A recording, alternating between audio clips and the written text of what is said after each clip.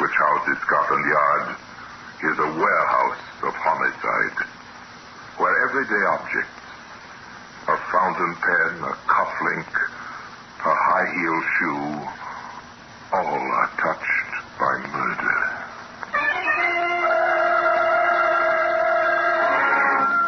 Here's a scarf, torn and ragged, the faded tartan, a cheap reproduction of the honorable colors of the Stuarts, red with green, blue crossings, and a double over check of white and yellow.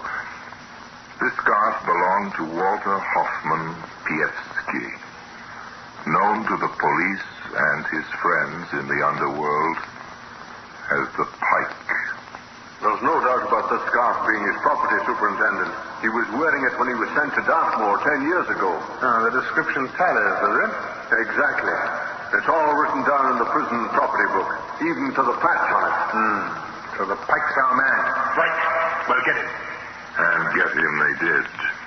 And all because of a scarf, appropriately known in Cockney circles as a choker. The Pike applied his choker to a human throat. The throat of the driver of a post office van. The Pike pulled the choker too hard. It was instrumental in convicting him of murder. And that's why it's earned its place here in the Black Museum.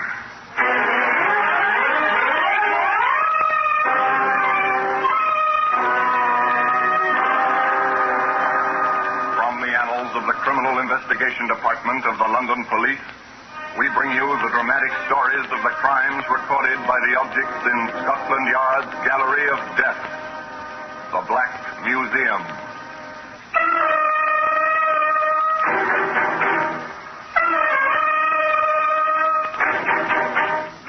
Here we are in the Black Museum.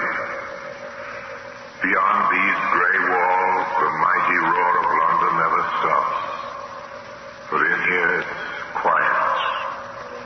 Come with me under the frieze of death masks. The masks of criminals of bygone days, suspended grimly under the ceiling. Come. To our right and left, rows of murder exhibits, each one carefully labeled. That's cut glass scent spray. It's attractive even now. I even take its place on Madam's dressing table. So we stop and read the label written under it. It's been used to spray anesthetic over the faces of helpless women. Prelude to murder. No sickly aroma now, as we squeeze the bulb, except for its grim associations. The fragile exhibit is insignificant, easily broken. Thought it was strong enough to hang the man who used it. There's a brass candlestick. Over there, a taper to go with it. Now, here's what I'm looking for. The faded tartan scarf. As I take it out of the showcase, I ask you to come with me back to the time when this scarf was new, 2 years ago. Walter Piefsky bought it from a stallholder on one of London's famous street markets, Petticoat Lane. Yes, sir. I'll take one of those, mister. Right, sir. Finest worsted well wearing. What's your claim? Campbell's, Cameron, McDonald or McLeod. All genuine stock today out of the iron. All right. I've bought already. Don't give me that stuff. I'll take this one. It's the Stuart. And better than that you cannot do. Not half a nigger. Not 5 bob. Half a crown and cheap at the price. Thank you very much. Only get your best checker from Mr. John McKay. If your next roll... John continued his honest trade. The Pike went about his own particular business. It was less exhausting than John's, and it was worked from a public call box. In professional circles, they called it a hospital.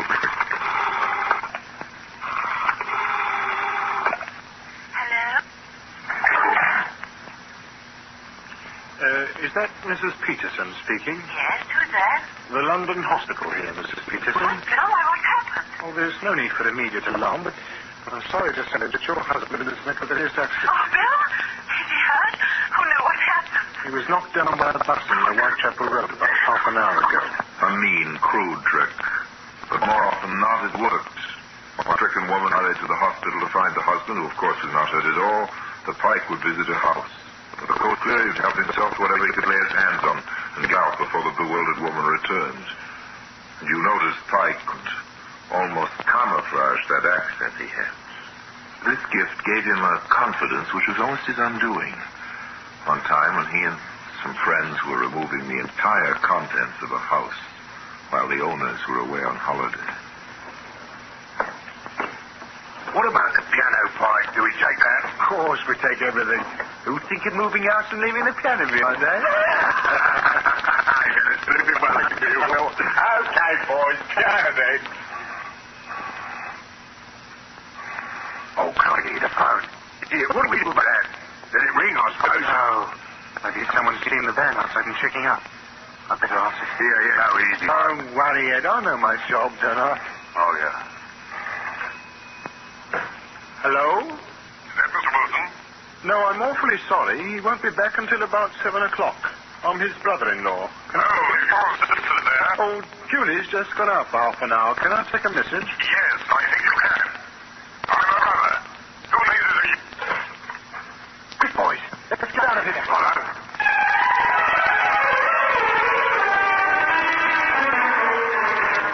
So the piano was left behind after all. But Pike got away to the household belongings and observed not only were his operations becoming bolder, but he had planned his action carefully. He even knew that Mrs. Wilson's first name was Julie, but he didn't know she had a brother. That must have shaken him, because from then on he changed his tactics. The Pike entered the motor racket, a racket which was to take him in turn from Dartmoor prison to the scaffold. But in his early days as a motor thief, there was still a trace of strange humor about his work. The padlocked car was a case in point.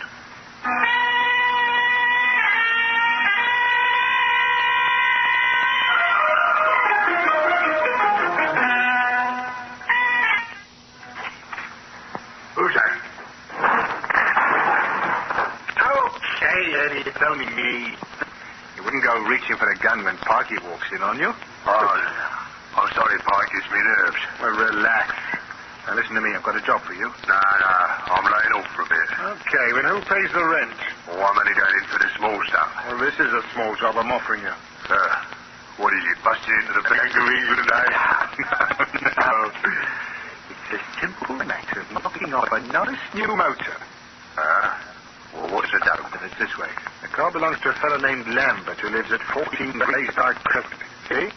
He can't get a garage beside the house on account of it being too big. Why didn't the man measure it before he bought it? Well, that's not our concern. He locked the car up at night, and I've obtained a duplicate set of keys. Oh, nice work, nice work. Here, what do you want me in on the job for? You can do it yourself. Oh, there is a little complication. Oh, I thought there would be. This fellow now is like a mother with a child over this car. He fixes it to a lamppost every now, put two big padlocks and a double chain. When we put a nappy on it, too. Well, what do we do? Take the lamppost as well as the car? And before I tell you, are you in with me? All right, Pike. I'm in. Then listen to what I tell you. In the early hours of the following evening, the Pike and his assistant went along to Blaisdike Crescent, and there, sure enough, chained to the lamppost outside number 14, was a fine new motor car, its cellulose and chromium work glinting invitingly under the lamplight. Smash out of the eye. What did I tell you? We can clean up 450 on this, and all we've got to do is to remove the back wheel, which is chained to the lamppost. We put on the spare and we're away. Okay, Pike. Let's get cracking. The offending wheel was removed from the axle and left, still chained, to the lamppost. And by the light of the helpful rays from above, the spare wheel was bolted on, the tools were replaced in the boot, and the two men climbed into the car. I hope that ignition key of yours works, Pike. Of course it works. I tried it out last night. Ah, good for you. And here we go.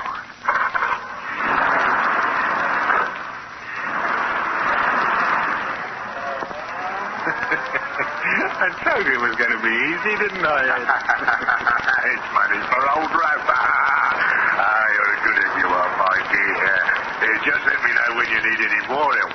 I'm your man. Walter Piest Piefsky pulled his tartan scarf snugly around his throat and agreed that he would certainly keep his assistant in mind. The car itself was taken to a garage, where its numbers and appearance were carefully changed and, in due course, found its way by devious routes back to the open market. The Pike, of course, had to split the profits, which hurt him, so on his next job, he decided to work alone. And it was the next job which put him on the long, long walk which was to finish on the scaffold. Now, what's the number of that garage? There's this. I've got it. If this works, Park Millard, you're in the money. But it all depends on how good I can sound on the phone. I'll copy Miss Farley's voice, trust his soul. Here we go.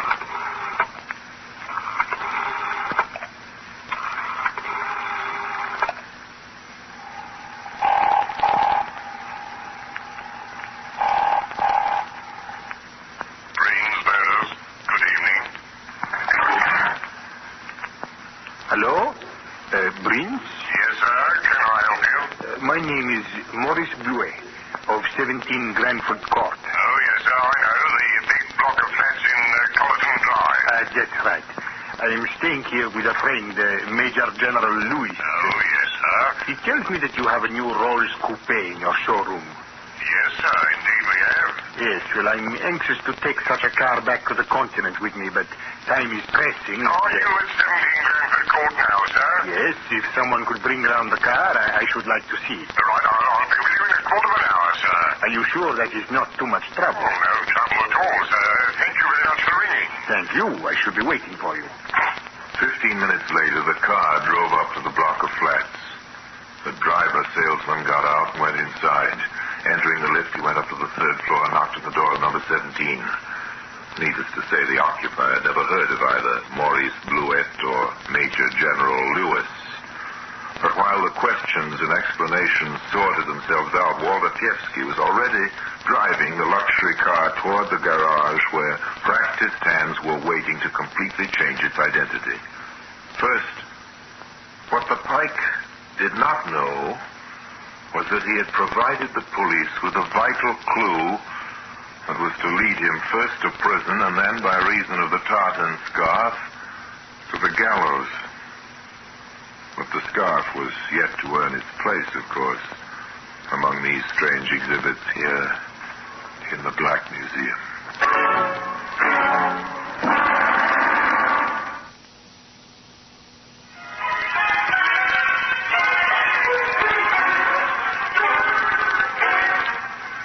We return to Walter Piefsky, known as the Pike. Elated at the success of his confidence car trick. He made a handsome profit on the rolls, and despite the fact that the police subsequently traced it, they never traced the theft back to the Pike. Not until he tried the same operation again. Certainly he changed the district, but, as is so often the case with a regular criminal, he develops regular habits, and the routine served up to the local garage was almost exactly as before. Staying with Sir Leslie, and he tells me you've got that straight 8 in the showroom. I'm most anxious to take a car back to the continent with me, but time is pressing, and... Well, he's likely to bring the car round to you right away, sir. Let's you leave him. If you're sure that it's not too much trouble... No trouble at all, sir. I'll be with you in 10 minutes. Oh, that is most kind. Thank you. Excellent. But you wouldn't think it was so excellent from your point of view if you knew what was happening at the garage, Pike.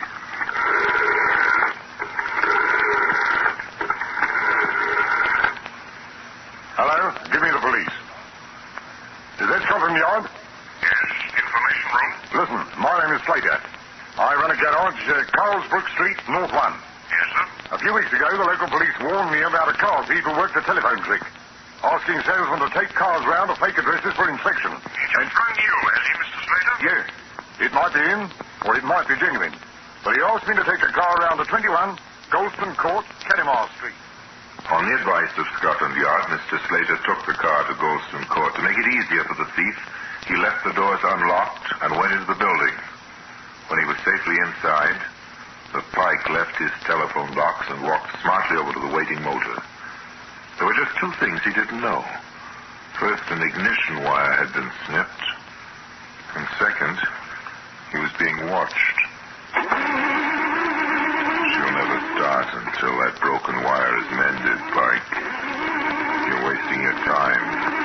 You're going to waste a lot more time, too. 7 years, to be exact. Hello, sir. You having a bit of starting trouble? Oh, hello, officer. Yes, I don't know what's happened here. I'm used to this sort of thing. So's the other constable here. Oh, there's 2 of you. There's a lot more at the end of the road. Suppose you hop out of that and let us see whether we can't get the car going for you. Sure, I can manage. All the same, you might let us have a go for you. Okay. That's the idea. Are you the owner of this car? Hold him, George. He's got a knuckle there, sir. Let me go, you... Oh, got it. Put a bracelet on him, quick. You all right, 71? How is he? Looks as if he's jaws-broken, Inspector. Right. Take this man to the station. What's his name? I'm talking. Very well. I'm charging you with grievous bodily harm and resisting arrest for the attempted theft of this vehicle. There may be further charges. There were further charges, including the theft of the big rolls. Walter Piefsky, alias the Pike, had played the same game once too often, and a search of his flat in the East End produced more evidence of his varied career in crime. The police had been waiting for him to make his first mistake. This time he'd done it. At the Old Bailey, he pleaded guilty to over 100 crimes, and there were hundreds more with which he was never charged. He was sent to prison for 7 years, and immediately on his reception, his personal belongings were added in the property book. And he was wearing the tartan scarf, which later was to hang him. Juliet, gray, 7.5, collar, 16, brown, 1 scarf, red background, green and blue stripes, white and yellow overcheck. McCann Stewart. How do you know that, Piefsky? The fellow I bought it from in Petticoat Lane, I'll take his word for it. Oh, there's a small tear 5 inches from one corner. Been roughly patched. Better put that down. Don't worry, boys. I won't accuse you of doing it. Don't you worry. I'll be retired by then. 1 pair leather gloves, size 8. 1 pair black socks, 10. Brown shoes. The tartan scarf had been duly entered, and little did the retiring prison officer dream that his hastily scribbled details were to be subsequently brought up as key evidence in a murder trial. But Piefsky signed the list of his personal property, and for the next 7 years, he was a guest of His Majesty's government in the most famous prison in England, Dartmoor. But in 1946, justice had run its course. The Pike was given back his personal property, which included the tartan scarf, of course, all duly signed for. So he was released upon a battle-scarred London. Time passed, and he added to his lawful wages by meager pickings from the black market. And more time passed, until one day the inspiration came to him like a bolt from the blue. He mulled it over in his mind. He carried out the research, and not until the plans were cut and dried did he put Ed Javison in the picture. This is going to be the cleanup, Eddie. Yeah, what is it, Pike? We're going to stick up a post office van, see? A post office van? I've been standing in for a chap selling papers right outside a big post office in the West End. Every night I've watched the mailbags coming out and going into the vans around 6 o'clock. And the other night I hired a car and followed one. It cut through Braston Mews to Park Lane. Did you say you hired a car? Yes, what about it? Never mind. Go on. Well, I had it out 3 nights, and I found the vans don't change their route. It's the Mews every time. Cuts off a bit of traffic, you see. Yeah. Go on. Now, the Mews are very dark. Badly bombed and no residents that I could see. Yeah, I'll get it, yeah. All we have to do is get a fast car and wait there until the last van comes through. Yeah, how many are there? Only 2. We draw our car out in the path of the second one, as if we were going to back into the garage, see? Yeah. The van stops. Yeah. We fix the 2 men in it, fill up our car from the back, and bring the stuff back here salt. The salt? Oh, I like that. Yeah. Yeah, we can bring it through the back way. When do we do it? Well, I think our most profitable haul will be tonight, Friday. Well, what about a car? Oh, you can leave that to me. And Walter Piefsky ran through to 4. He wanted a fast car in a hurry. He applied the methods he knew. He worked the telephone trick on a young and trusting motor salesman who duly delivered a shining, high-powered limousine to a block of flats. As he disappeared into the entrance full of expectation, the Pike drove off rapidly to Braston Mews, where his partner was waiting for him. The timing was perfect. As the car stopped, the first post office van was already approaching. Here, keep your head down there. Here he comes.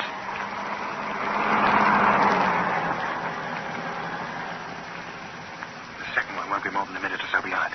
We must turn the car broadside onto it. How did you get this van? I'll tell you later. It's hand-picked, see? Plenty of room in the back for the luggage. There we are.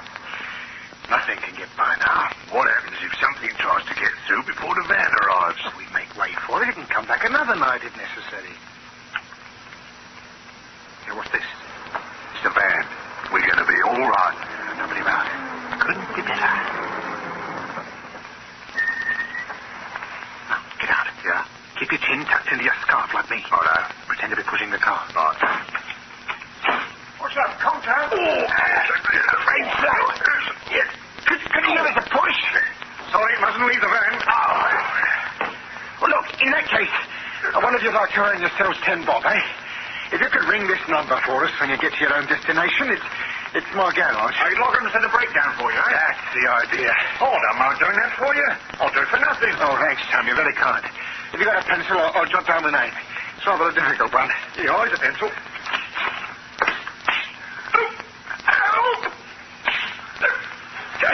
Thieves? Oh, that's got the boat on. We'll start getting the bag out quick. No, you don't. I'll set you up, you sniveling idiot. I'm choking. This scarf's choking me. Here, quick for the bag, Red. Oh, no, here we go. What, darling? You're swinging for it.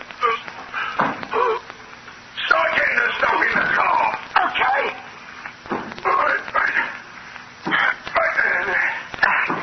Oh, I reckon it's about as much as we can take.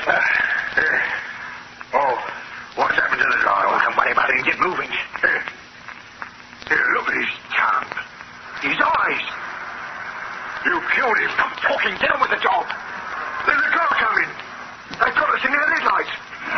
It's the cops. Well, let's get out of here. Oh, straight on the corner. After us. Oh, watch the traffic lights, Henry. Something's coming.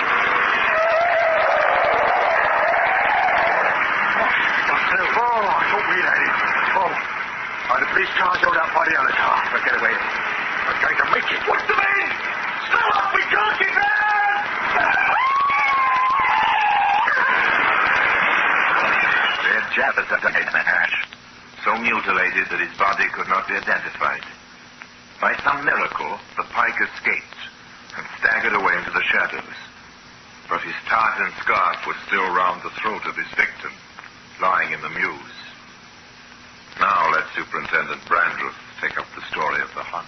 Well, the hunt was soon over. In fact, as soon as the car was reported stolen, I had a call from one of my inspectors. I thought you'd like to see this. What is it, Harrison? Oh, stolen car. Well? Well, I checked with criminal records, sir.